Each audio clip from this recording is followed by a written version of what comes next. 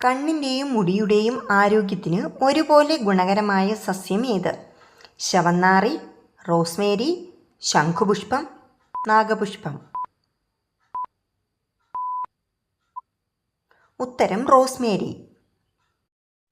Retina photo receptor സെല്ലുകളെ സംരക്ഷിക്കുന്നതിൽ വളരെ പ്രധാന ഒരു പ്രകൃതിദത്ത ഔഷധമാണ് റോസ്മേരി. മാത്രമല്ല മുടിയുടെ ആരോഗ്യത്തിനും ഇത് വളരെയധികം പ്രധാനപ്പെട്ട ഒരു ആയുർവേദ സസ്യമാണ്. ഏതു രോഗമുള്ളവരാണ് വാഴപ്പഴം ഒഴിവാക്കേണ്ടത്? കാൻസർ, മൈഗ്രെയിൻ, വൃക്കരോഗം, മലബന്ധം.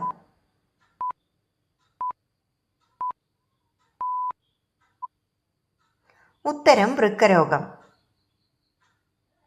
തകരാറിലായ വൃക്കകൾ രക്തത്തിൽ പൊട്ടാസ്യം അലിഞ്ഞുകൂടാൻ കാരണമാകുന്നു. ഇത് ഗുരുതരമായ ഹൃദയ പ്രശ്നങ്ങൾക്ക് കാരണമാകുകയും ചെയ്യും. മിനിറ്റിൽ 1500 തവണ ഹൃദയമിടിപ്പുള്ള ജീവി ഏത്? ഹമ്മിങ് ബേർഡ്, ആന, നച്ചെലി, നത്ത്.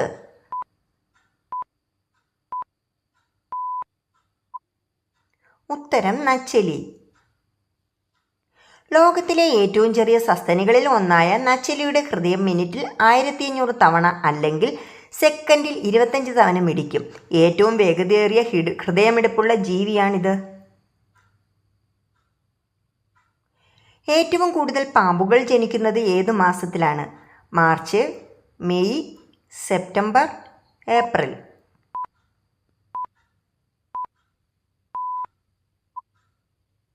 ഉത്തരം സെപ്റ്റംബർ. സെപ്റ്റംബർ മാസത്തിലാണ് ഭൂരിഭാഗം പാമ്പുകളും വിരിയുകയോ ജനിക്കുകയോ ചെയ്യുന്നത്. ആധുനിക ടൂത്ത് ബ്രഷ് കണ്ടുപിടിച്ചത് എവിടെ? കപ്പലിൽ, ജയിലിൽ, കാട്ടിൽ, ദ്വീപിൽ.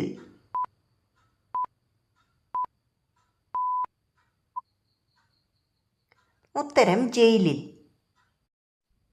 ആധുനിക ടൂത്ത് ബ്രഷ് കണ്ടുപിടിച്ചത് വില്യം ആംഡസ് ആണ്.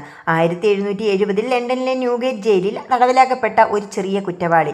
ഭക്ഷണത്തിൽ നിന്ന് സംരക്ഷിച്ച അസ്ഥികളുടെ ഒരറ്റത്ത് അദ്ദേഹം ദ്വാരങ്ങൾ ഉണ്ടാക്കുകയും മൃഗങ്ങളുടെ രോമം കൊണ്ട് ത്രെഡ് ചെയ്യുകയും ചെയ്തു. പല്ല് വൃത്തിയാക്കാൻ ഇത് ഉപയോഗിച്ചു. രാവിലെ എത്ര മണിക്കാണ് ബ്രഹ്മമുഹൂർത്തം എന്ന് പറയുന്നത്? 3 മണി, 3:30, 4:30, 4 മണി.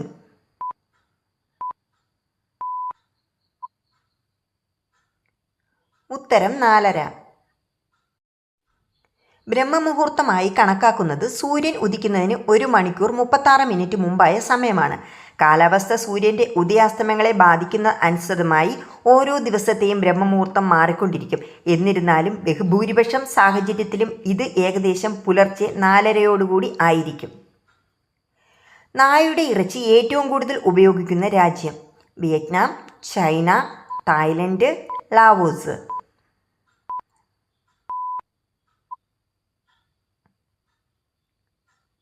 ഉത്തരം ചൈന.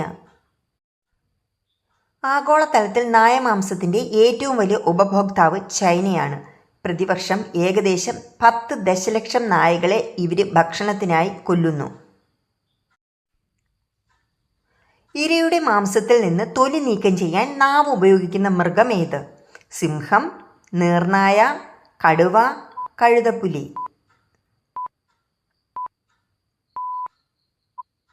ഉത്തരം കടുവ. കടുവയുടെ നാവ് വളരെ ശക്തമാണ്. ഇരയുടെ മാംസത്തിൽ നിന്ന് തൊലി നീക്കം ചെയ്യാൻ ഇവ നാവ് ഉപയോഗിക്കുന്നു. കടുവയുടെ നാവ് പാപ്പില്ല എന്ന് വിളിക്കുന്ന നിരവധി ചെറുതും മൂർച്ചയുള്ളതും പിന്നിലേക്ക് അഭിമുഖീകരിക്കുന്നതുമായ പ്രൊജക്ഷനുകളാൽ മൂടപ്പെട്ടിരിക്കുന്നു. ഏത് പക്ഷിയുടെ രാത്രിയുള്ള കരച്ചിലാണ് ദുസൂചനയായി കണക്കാക്കുന്നത്? മൂങ്ങ, മൈന, കാക്ക, കോഴി.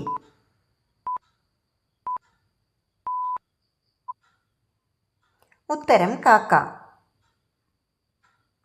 കാക്കകൾ സാധാരണയായി രാത്രി ശബ്ദമുണ്ടാക്കില്ല. രാത്രിയിൽ കാക്ക കരയുന്നത് മരണത്തെയോ നിർഭാഗ്യത്തെയോ പ്രവചിക്കുമെന്ന് കരുതപ്പെടുന്നു. വായിലൂടെ ശ്വസിക്കാൻ കഴിയാത്ത കരയിലെ മൃഗം ഏത്? പശു, സിംഹം, ഗോറില്ല, കുതിര.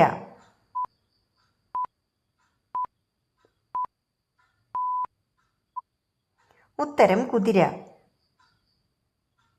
കുതിരകൾക്ക് വായിലൂടെ ശ്വസിക്കാൻ കഴിയില്ല. കാരണം അവയുടെ നാസികാദ്വാരം വായ അറയിൽ നിന്ന് മൃദുവായ അണ്ണാക്ക് കൊണ്ട് വേർതിരിച്ചിരിക്കുന്നു. എൻ്റെ ഈ വീഡിയോ ഇഷ്ടപ്പെട്ടെങ്കിൽ എൻ്റെ ചാനൽ സബ്സ്ക്രൈബ് ചെയ്യാതെ കാണുന്നവർ സബ്സ്ക്രൈബ് ചെയ്ത് സപ്പോർട്ട് ചെയ്യണം. വീഡിയോ ലൈക്ക് ചെയ്യുകയും ചെയ്യണം.